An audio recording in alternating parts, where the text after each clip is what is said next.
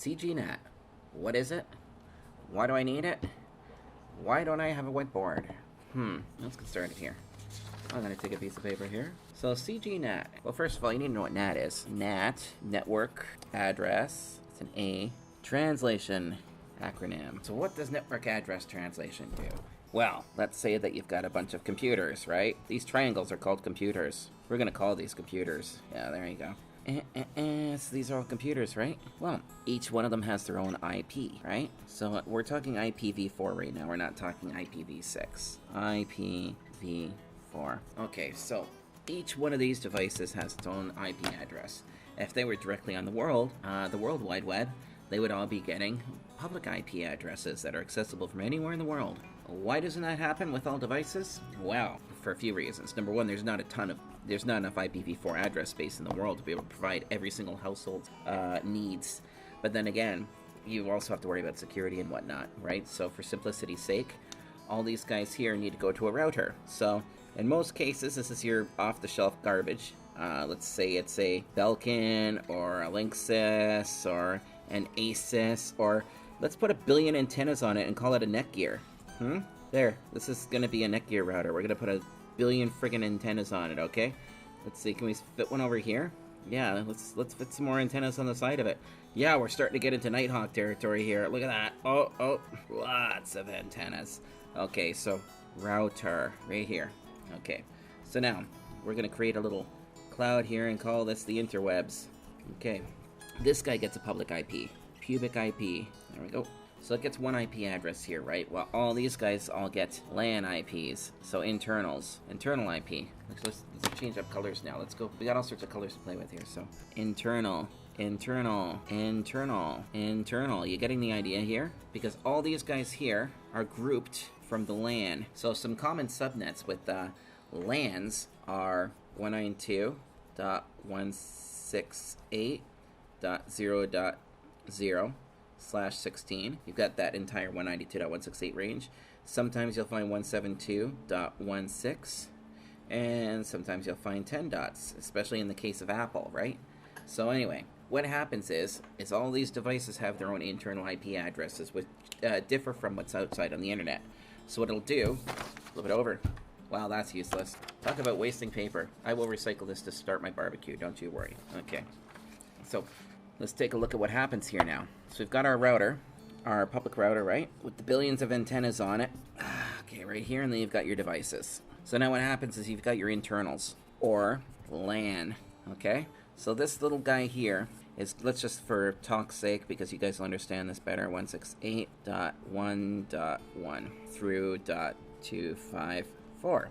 Okay, so that's those guys here, but on the outside here, we've got some god-awful, hellish number, like 94.69.200.146, just as an example. If that's your IP, I apologize. I literally just pulled that out of my ass. So this is the WAN IP, okay? So now, all these devices need to get out to the internet so that it can intercommunicate with websites and stuff like that, right? So what they'll do is this guy will go through here. So if you've got a couple of computers here, let's just make these all in order. So we'll go 192.168.1.2, and this one's .3, and this one's .4, and this is .1, okay? So this is, let me write that in better. There we go, 192.168.1.1. Okay, so this is the LAN IP, and this is the WAN IP. So now what happens is that the world and everything on the World Wide Web sees all these devices here, okay, as this IP. So if this computer right here goes to Pornhub.com to pull up the latest Brazilian fart porn, they will be scooted out through the default route on this router and out to the world, and then that information is sent back to here, and then it's picked up on the stream again and sent back to that computer here. Let's say this guy here is looking at midget porn. Okay, so we've got Pornhub, midget porn. Okay, so once again, this is going to traverse this using its internal IP address, right? And it's going to come right back in on it. Same thing with this bad boy here. We'll use pink for this one because midget porn. But you see, the router here, what it's doing is it's translating. It's saying, okay, these IP addresses here are going to go out through this IP, and the return traffic's going to come back in from this IP and be sent to its original source. So we've got source, destination, source, dest, right? That's how that typically works. So that's a basic understanding of NAT. NAT's got, you can break NAT if you can route through it as well. I mean, like, NAT's just network address translation. It's not a firewall technique, so don't rely on it as a firewall technique, by the way, folks, because smart people can break into things. What is CGNAT? So CGNAT, what is it? Well, this is cool. CGNAT's just a fancy way of saying that I'm going to take groupings of internal IPs and send them out through a specific public.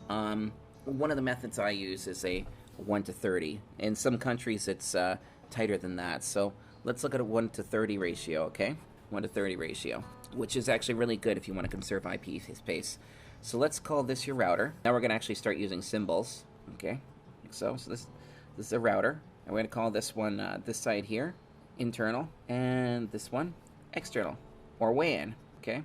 So let's do our list of IPs here. So we'll go 94.223.16.8. All right, I'm gonna get a finer tip marker going on here. Let's say 94.223.16.9, 94.223.16.10, you know, and so on and so forth. I'm not talking about subnetting right now. I'm only talking about CGNAT, okay? And let's take another one, 94.223.16.11. Okay, so we've got some public IPs here, all right? So let's say that we've got 1 to 30 ratio. That means we've got a whole /27, and let's use standard IP stuff, like, you know, ISP IP. So we'll go 100.64.0.1/27. That gives us 32 IPs, okay? So that's 32 IP addresses there, right? So these 32 IPs here, we are going to funnel. Can I draw a funnel without it looking like something naughty? We're going to funnel that out through this using SourceNet, okay? So we would go, where's a really sharp tip? So SourceNet. I will be showing you guys examples. So this is a SourceNet rule. That'll basically say that this /27, which is 32 IPs, will go out, it'll traverse this IP address. So it'll exit this network on this IP, and it'll come back in on this IP. Let's go to the next one. All right, so now let's go 100.64.0. And okay, so it's /32, or sorry, 27, so that'd be 32, 33. I believe it's 34. Let me just double check because I don't want to look like an idiot. Where's my online subnet calculator? Here we go. All right, so I'm going to set this for /27. So that 30 is also 31. Okay, so 31, 32. So the next one's going to be 33. Okay, so this will be 32 /27. Okay, and then the next one will be blue, 100.64.0.64/27. You see how this is going? And what's the next one? Pink. I like pink. 94.223.16. Whoops, I just got fucked up. Ha! We'll go 100.64.0.96/27. You see how this is going? All right. And then these guys here will basically all traverse. All these different subnets here will traverse their appropriate IP address. Forgive me, I'm still learning to be a teacher. That's why I did the technical videos before I started getting into these programming technical videos. I'm better with hardware. So this basically explains that.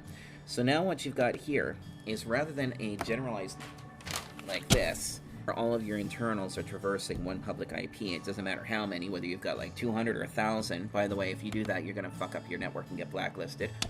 All these internals are just going up through NAT, standard NAT. Whereas with these guys here, we're breaking up groupings of subnets to traverse specific public IP addresses, okay? So, and the way that we do that, I will show you guys in a technical demonstration shortly on GNS3.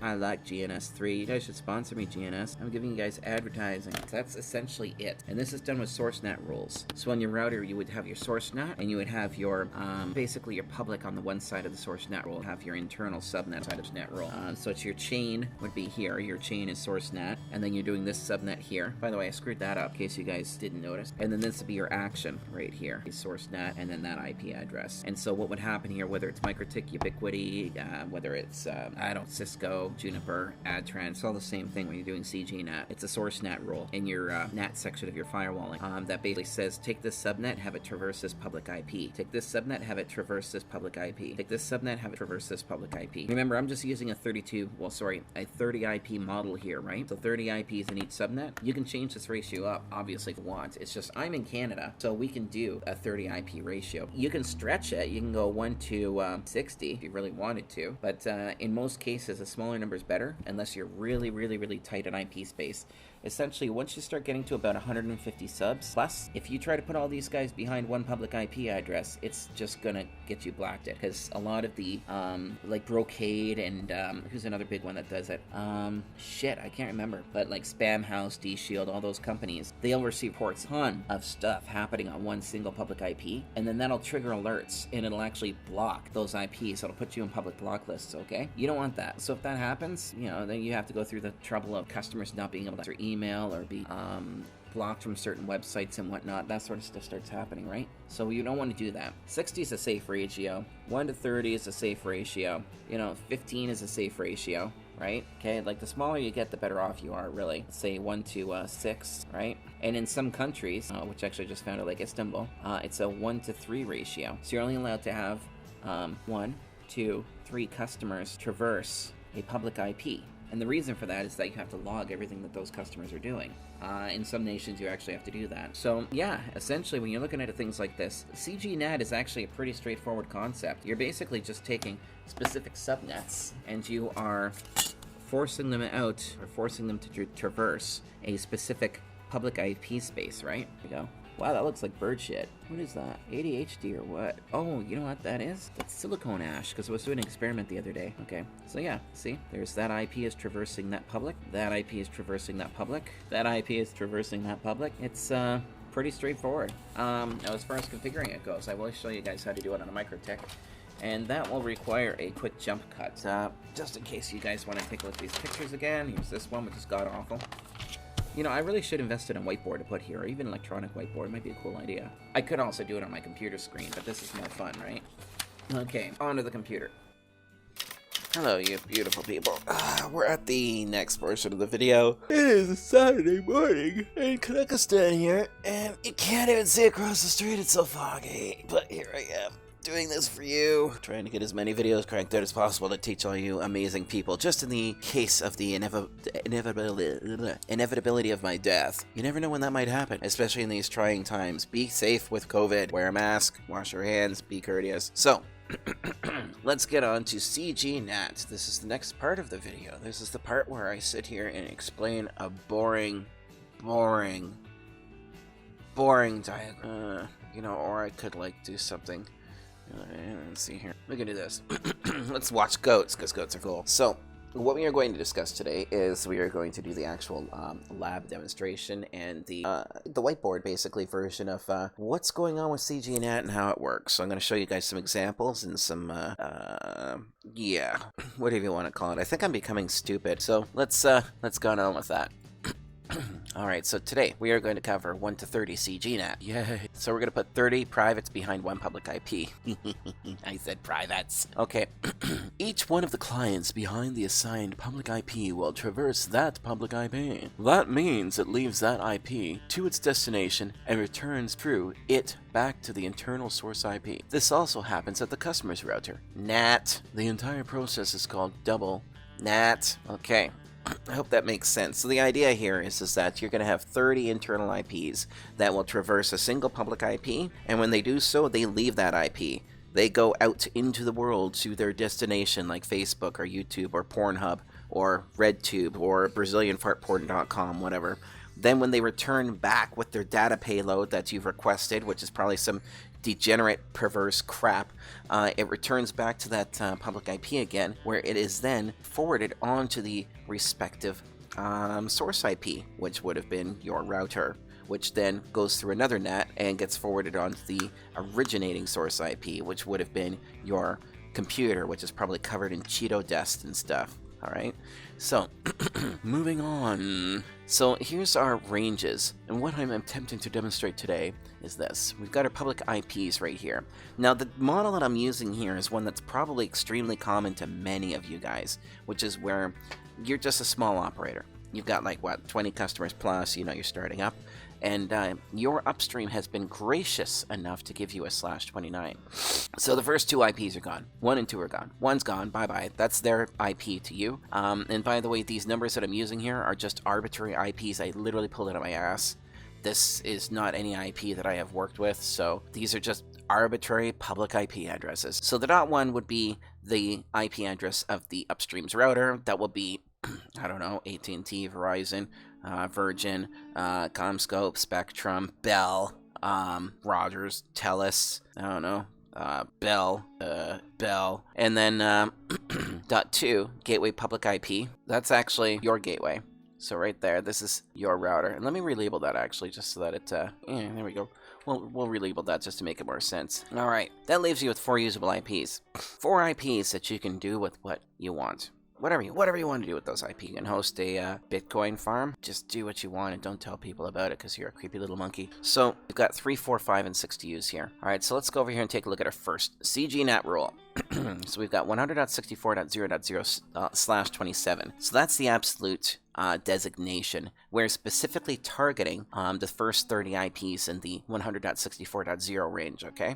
So that will be 1 through 30. So essentially, we're going to be using 1 because it's the lowest IP, and that's the way I roll. I start at the bottom and work my way to the top. Started at the bottom, now we So .1 is immediately going to be the gateway IP for that subnet range. The customers are going to get 2 through 30, okay? So we've got 100.64.0.2 to 100.64.0.30. That's what the customers are going to get. So 30 customers are going to traverse this one public IP, which is 179.254.83.3. All right, so now that I've demonstrated that part, and by the way, there is a third part to this video, or however many parts I put in. I just shouldn't put numerical, the numbers in it because I don't know what I end up doing with these videos before they go to the chopping block. But anyway, there'll be another part where I'll demonstrate the IP pools and stuff.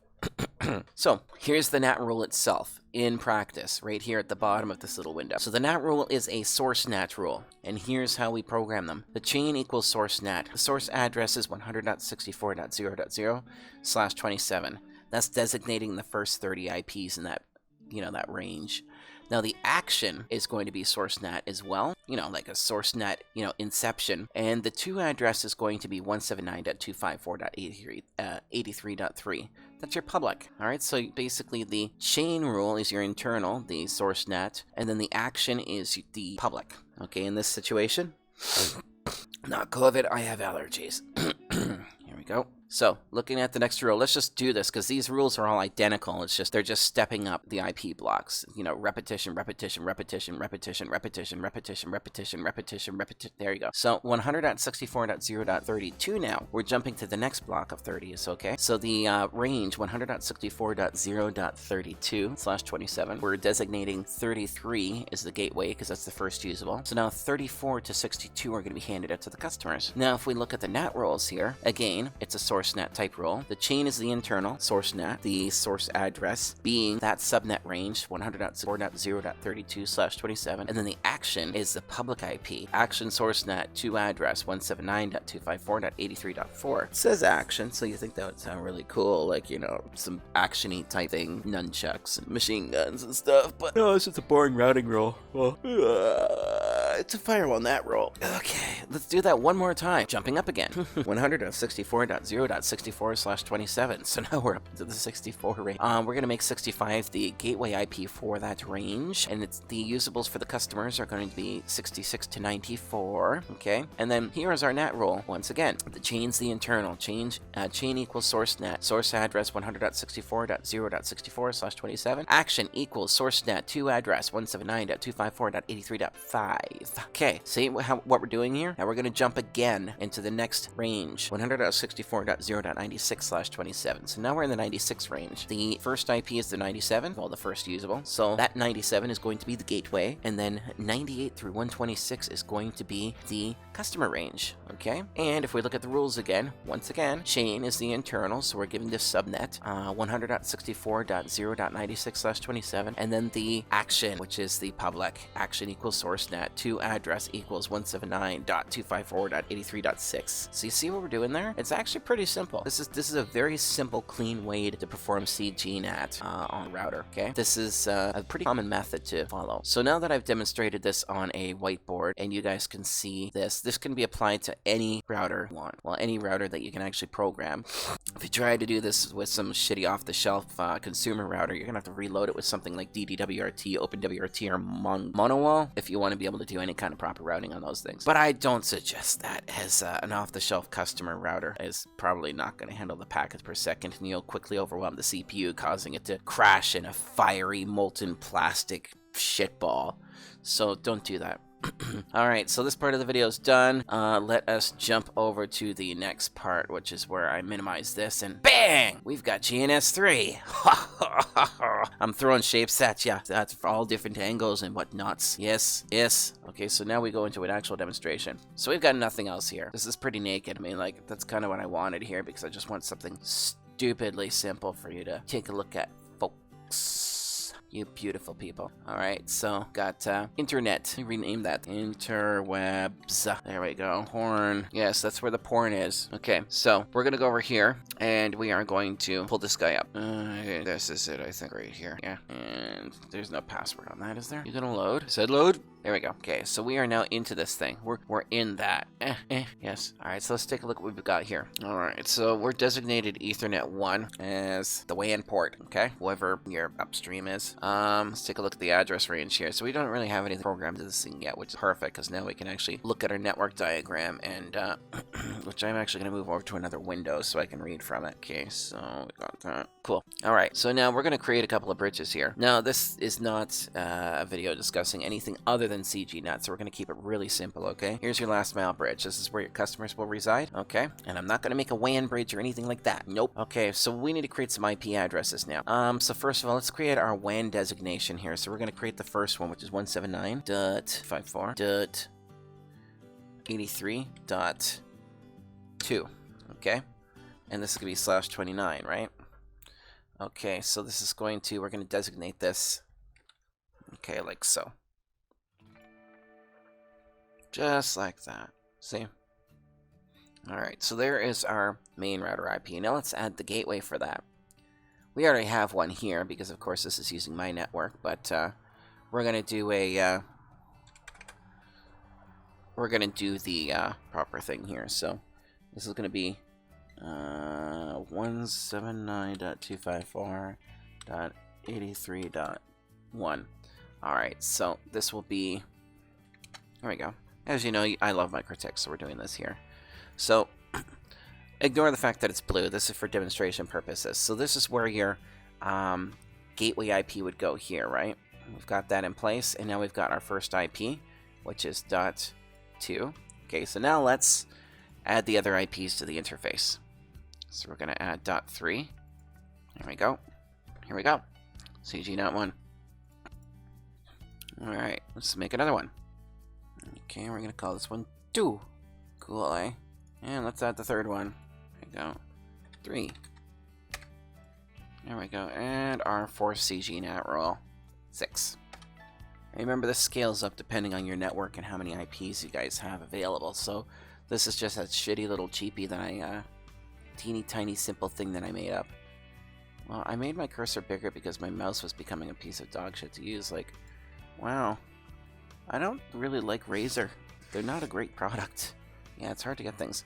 Okay, so we've got our NAT roles here now. We've got our NAT IPs. These are our public IPs in place here on the interface. They're on the WAN interface so that we can set up our rules and traverse them. So we're just going to leave these up in the corner here.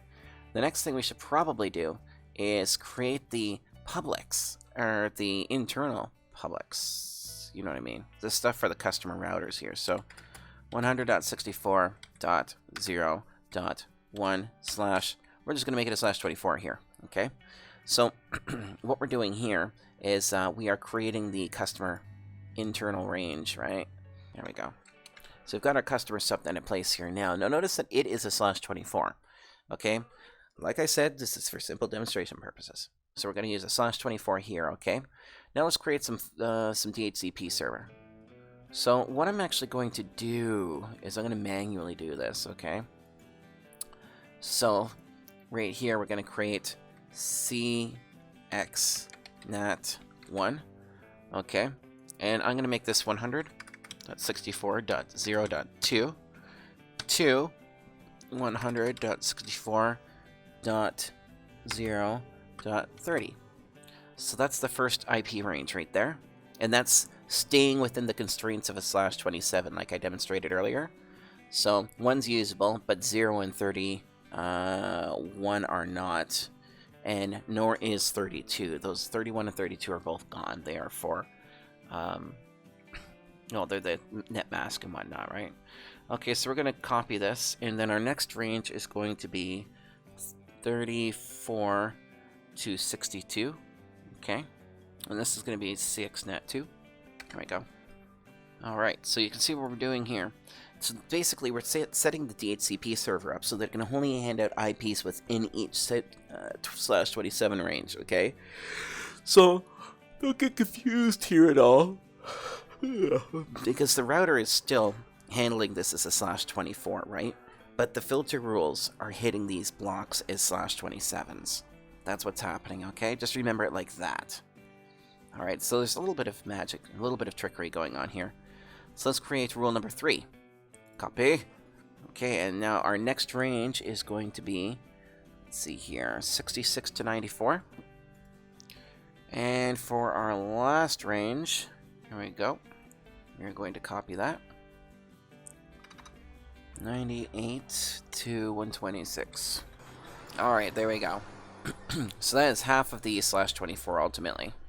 Okay, and this is all we're working with at the moment. If you want to actually do something where, if you actually wanted to add an additional rule to cover the rest of the stuff, we're going to create one called masknet. Okay, so we're leaving off here at 126. So 7 and 8 are gone, so we need to start this at 129. There we go. And we need to actually finish this off at 254. There we go. So there, that's the last of the IPs right there in that little pool right there, because we're working with these ones here. Okay, so now take a quick look at that again. So 2 to 30, 34 to 62, and then we've got 66 to 94, 98 to 126. Okay, so there's our IP blocks, okay? So now we need to generate our DHCP. So let's create our DHCP server, and I'm going to do it manually. I'm not going to use this, the wizard. So I'm going to go back in here now, and we're going to create our DHCP role. Again, don't get confused, because this is just anchoring the DHCP server itself to a specific subnet range. There we go, 0.0/24. Okay, and let's see here. We're going to go 100.64.0/100.64.0.1. We'll just do that. Now, something I should explain here is I explained to you in the whiteboard demonstration that we subnetted the first usable IP, right? Well, guess what? That's going to change here. Now, so not to confuse you, but that was a general demonstration for the purposes of the whiteboard, okay? So all of them are actually going to use .1 as their designated gateway here, okay? All right. But they are all still going to traverse specific firewall rules that are going to make them operate, appropriately. Okay, so we're going to put this guy in place now. All right, and here we go. So we're going to call this one the CGNAT, always broadcast. Here we go, and we're going to use our pool. We're going to start at pool 1, okay? So it's going to pull from this IP pool first, and then it's going to move on to the rest, okay? So now, with that being said, we need to set our rollovers. See this? So we're going into these rules here, these pools, and we are telling them to use the next pool in line when this pool becomes exhausted. So when this router hands out IP addresses, it's going to take from this one, and then it's going to move through them, like so. And actually, something which I should mention here, because you don't want to waste IP space, is that these numbers that I entered were from the whiteboard, but of course we're not doing it exactly as the whiteboard stated previously. So for example, we can actually go 33 here, because that gateway IP is not being handed out to a specific device. It's not being designated on the router because we're still using the .1, right? So this one can actually be 65 as an example. And this one can actually be 97. So we can most efficiently use up this IP range. And this one right here, the 129, let's see here. Yep. Oh, that can actually stay there because 7, 8, so that is the first one there. Okay, so we've got this in place. The DHCP server is now operational. We've got our IP pools. When all the IPs are used up from pool 1, it'll move to pool 2, then to pool 3, then to pool 4. Okay, so that's now all in place. Let's set up the filter rules. Or the NAT rules, sorry. Oh, this is so boring. Trying to be a teacher with ADHD is just fucking horrible. God, you have no idea. Learning to teach is a thing. It's kind of a Inception type bullshit too.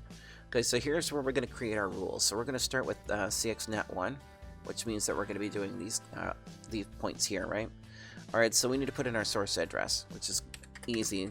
It's just, it jumps its base 32, right? So 100.64.0.0/27. And then our public IP that we're going to use, we're going to make this source NAT as well, like so. And our to address here is going to be, let's see here, 179.254.83.3, like so. So that's the, and I'm going to put a comment on it for good measure. CX NAT 1. There we go. So looking back at that, see, source NAT to address, this is destination IP, kind of. When you're talking on this router itself, this is the source range. Okay, so that's the first rule. Gonna hit OK. Cool beans. So our first rule is in place. Source NAT, here's the range. Neat, eh? Okay, so let's take this now, and we're gonna duplicate this row. So our next one is going to be 32. All right, easy peasy, right? Let me just go over here and we just up the number. There we go. And then we'll go into the comment here and add 2. Okay, that's the next one. See how easy that is? Oh, we can do the next one now. It's just going to be 64, because we're base 32, right? Go 5 here. And then we'll go into our comments here, and we'll make this one 3. To address. There. Fat fingers. Alright, and this is going to be, yeah, 3. Okay, there we go. So that one's done. And now we can do our last CGNAT rule here. So I'm going to copy this. And where are we now? We're at 96. Cool. And let's make this one 6. Comment 4. There. They're all in place. So now you can see what's going on here and how this works. So I'm going to take all the elements, all the different parts of this little thing. So we've got our IP addresses here. See, my mouse is just not great. I think Windows is buggered with my mouse movements. So there we go. So there's our IP pools. Okay. Here's our NAT. Okay. So this should start to make a little bit more sense now. Alright, so what we've got here is we've got our... This IP is just for connectivity purposes for our router. I mean, you can add this to the IP pool itself. I try to reserve this specific IP address specifically for the router itself and for any management equipment, any core management equipment. You can also use it for random subnets that aren't carrying customer traffic of any kind, whether it's for your own servers or stuff like that. And in an example here, we've got this 129.254. We could take this scrap here, and we can, let's see what the online subnet calculator says about that.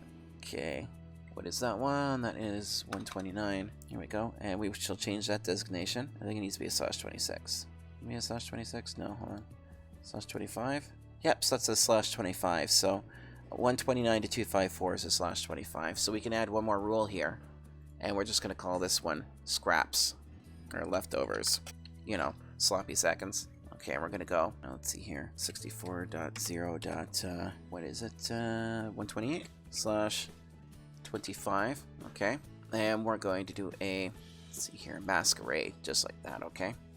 Now, just by going masquerade, there's 2 ways we can do this. We can either go masquerade for that specific subnet, which means it'll traverse the first usable IP on that interface, which will be, of course, the .2, or we can be a little bit tidier and specifically force it to use, let's see here, 179.254.83.2, like so, right?